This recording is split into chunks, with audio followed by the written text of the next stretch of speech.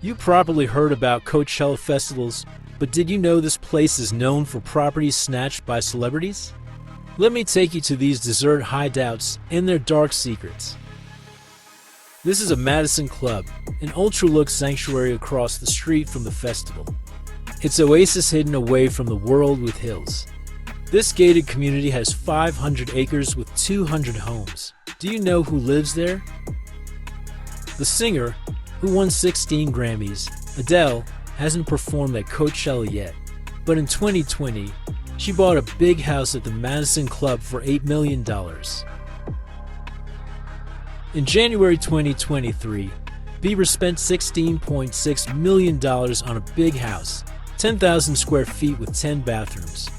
Located on a popular street in the neighborhood, Bieber's new vacation house faces west and is surrounded by homes of other super famous people. Right next door is Kris-Jenner's modern mansion, and just 2 houses down is an even bigger one made specifically for Kylie Jenner. Tim Cook has been quietly enjoying luxury in La Quinta for years, according to a new report. The 60-year-old Apple CEO was recently identified as the purchaser of a $9.1 million mansion in an ultra-private golf resort favored by celebrities. Lucian Grainge, chairman and CEO of Universal Music Group, spent $6.3 million on a modern house in Madison Club, a private golf community in La Quinta. The Kardashians own a whole street.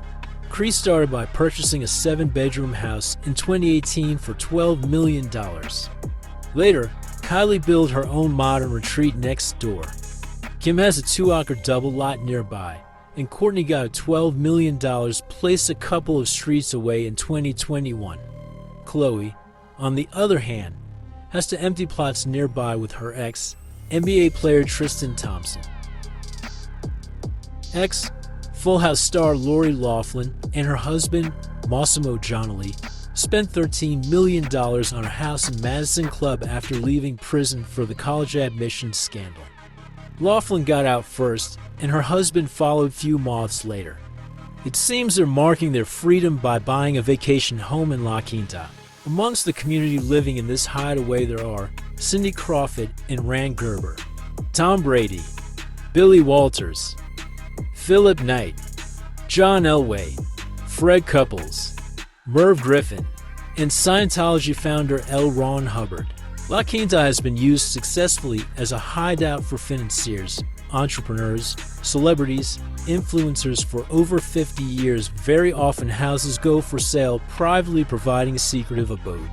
But behind all that richness and glamour, there's another hidden factor, a dark truth of the locals working to make these things possible.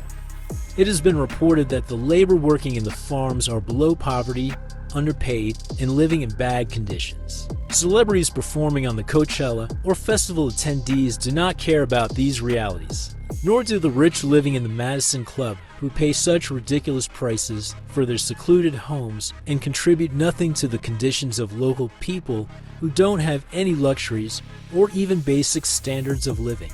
Billionaires cashing on the festival alone are not pressured to this situation, and media or social media only presents the festival outfits, sponsored influencers' posts, and celebrities strolling around.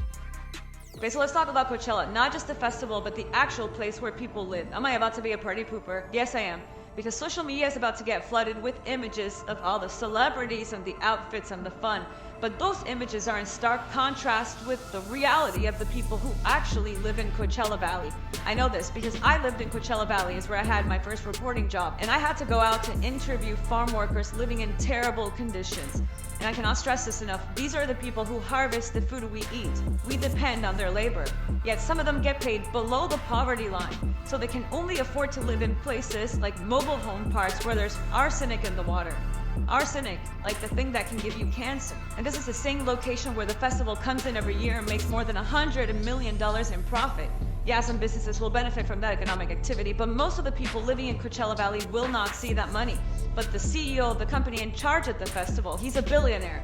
My question to you is that disparity fair? Is it fair that the people putting on these shows are billionaires while the people picking the food that we eat are living below the poverty line? And I know people in the comments are going to tell me how is that my fault, I'm just going to have fun. I get it, but for as long as we don't care, nothing will change. Because I see all these posts about the fun and the outfits go viral. But all the journalism showing you what life for these farm workers is like sometimes goes ignored. And we know that companies and politicians respond to public pressure. But if they don't feel the pressure to do justice by these people, they won't.